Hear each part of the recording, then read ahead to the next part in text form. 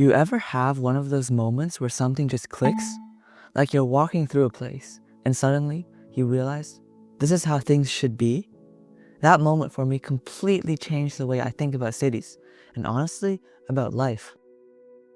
Most of us grow up thinking our neighborhoods are normal. Rows of houses, long driveways, highways cutting through everything. And for the longest time, I thought that was just how the world worked. But then, I saw something different, and it hit me. Our neighborhoods aren't broken by accident. They were designed this way. It all started when I visited Spain. And no, it wasn't some grand tourist attraction that did it. It was a random street corner. I was standing there, waiting to cross, and I noticed something weird. There were no stop signs, no honking horns, just people, bikes weaving through trams, pedestrians crossing, kids riding scooters, and somehow it worked. Nobody looked stressed. Nobody seemed confused. It was this perfect dance. I thought to myself, why doesn't it feel like this back home? Why do I feel tense crossing the street in my own neighborhood? Why does something as simple as walking feel like an afterthought? Back home, it's the complete opposite. Streets feel designed for cars, not people. Walking anywhere means dodging traffic or hugging the edge of the sidewalk like your life depends on it. And honestly, it kinda does. That's when I realized this wasn't about preference. It wasn't about liking European cities more. It was about design. Our neighborhoods are built to keep us isolated, while places like Spain are built to bring people together. Once I noticed it, I couldn't unsee it. So I started digging deeper. I read books, watched documentaries, and fell into a rabbit hole of urban design channels. And what I learned, it blew my mind. One of the first books I picked up was Suburban Nation. It breaks down how the suburbs were never meant to work for people. They were built to sell cars, appliances, and single-family homes. Think about it. Suburbs force you to drive everywhere. Need groceries? Drive. Want to see friends? Drive. Even kids can't go to school without sitting in traffic for 20 minutes. It's not just inconvenient, it's isolating. Then I learned about stroads, those wide, empty roads that try to be both streets and highways but fail at both. They're dangerous, ugly, and expensive to maintain. Yet, we've built thousands of miles of them. The more I researched, the more obvious it became. Our cities were designed this way. It's not bad luck, it's policy. That's when I picked up the book Walkable City by Jeff Speck. And it completely changed how I saw streets. He talks about how small changes, like adding trees, benches, and bike lanes, can transform an area. Cities like Copenhagen, Paris, and Tokyo aren't just more walkable, they're more livable. People spend less time commuting and more time outside. They're healthier, happier, and less dependent on cars. And that's when it clicked for me. Walkable cities don't happen by accident. They're the result of choices. Choices to prioritize people over cars. Choices we're not making here. Once I saw that, I started noticing it everywhere. The empty parking lots, the dead strip malls, the playgrounds surrounded by fences and highways. And I kept asking myself, why do we accept this? But here's where things really hit me. It's not just about convenience, it's about freedom. In walkable cities, kids can ride bikes to school or walk to the park without needing parents to drive them everywhere. Older adults can stay independent longer instead of being stranded once they stop driving. Studies show people in walkable neighborhoods are less stressed and more connected. So, the big question is, can we fix it? And the answer is yes, but it's not easy. Some solutions and policies could be to allow stores, cafes, and parks to exist within walking distance of homes with the use of mixed-use housing. Investing in transit to build better buses, trains, and bike lanes instead of adding more highways. And turn parking lots into plazas, add trees, and make streets safe for walking.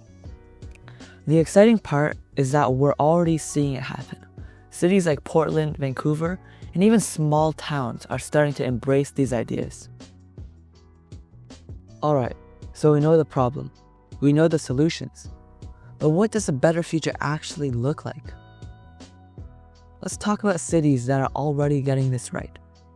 Take Oslo, Norway. In 2019, they removed almost all cars from their city center. Instead of traffic jams, you've got bike lanes, plazas, and public spaces filled with people. The result of this is that car-related deaths dropped to zero. Local businesses actually made more money because people were spending time walking and shopping. And air quality improved dramatically. And it's not just Europe. Right here in North America, cities like Portland are experimenting with 15-minute neighborhoods, where everything you need is just a short walk or bike ride away. Even New York, a city dominated by cars for decades, has transformed parts of Times Square into pedestrian-only zones. And guess what? Foot traffic skyrocketed, businesses thrived, and now people want to spend time there. And it's not just big cities. Smaller towns are getting in on this too. Take Carmel, Indiana. They replaced dangerous intersections with roundabouts, added bike trails, and invested in public spaces. Now it's one of the most desirable places to live in the US. And here's the kicker. They've saved millions in road maintenance costs because roundabouts are cheaper to maintain than traffic lights. So if the solutions are so obvious, why isn't every city doing this already? First, there's car dependency. We've spent decades designing our lives around cars. Highways, drive-thrus, massive parking lots. It's baked into the system. And the hardest part? People think this is normal. It's hard to imagine life without a car when everything is built to require one. Then there's NIMBYism. People who resist any kind of change in their neighborhoods. They fight against bike lanes, affordable housing, and even sidewalks because they'll think it'll ruin their property values. But here's the irony. Walkable neighborhoods actually increase property values. Studies show homes in walkable areas sell for more than those in car-dependent suburbs. And finally, there's politics. Urban design takes planning, money, and time. And let's be honest, most politicians think in 4-year election cycles, not 40-year visions. But here's the thing. Change doesn't have to be massive all at once. Even small steps, like adding protected bike lanes or building better sidewalks, can start shifting priorities. So after everything I've learned, after seeing what's possible, the question isn't whether we can fix our cities, it's whether we want to. For me, that moment back in Spain wasn't just about urban design. It was about realizing how much freedom we've lost without even noticing. I thought about being a kid, stuck in the basement, staring at the window while my parents drove everywhere. I thought about teens who can't even hang out with friends unless someone gives them a ride. And I thought about how many adults spend hours every day commuting just to get to work and back. It's not just about streets and sidewalks. It's about life. And the more I've learned, the more I realize this isn't just a design issue, it's a values issue. Imagine a neighborhood where you can walk to the store, grab coffee with friends, and take your kids to the park, all without needing a car. Imagine streets filled with people instead of traffic, and parks that actually feel alive. That's the kind of future I want to see. And honestly, it starts with us.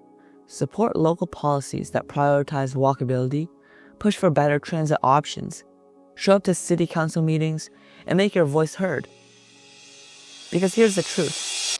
Cities are built by the people who show up. So let's start showing up and building places that actually feel like home.